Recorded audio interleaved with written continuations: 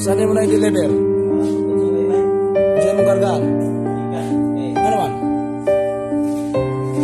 Anong sikad man? Sa motor di ay? Bantog na di ay.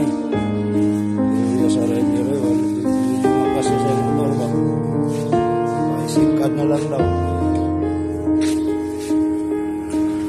Asa na bisa na doon? Diyan na sa likod. Natawag rider na to sa Sindi. Sa kabuutan niya, oh.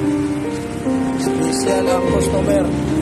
Sakay sa payong-payong kaya hindi daw makarga sa iyang motor. Masinggod. Oh, diwa nakabuk siguro. Diwa nakabuk na parcel. Tungod sa kabugaton. Sure lang sa rider nga dili mabuhak o dili madaot ang parcel.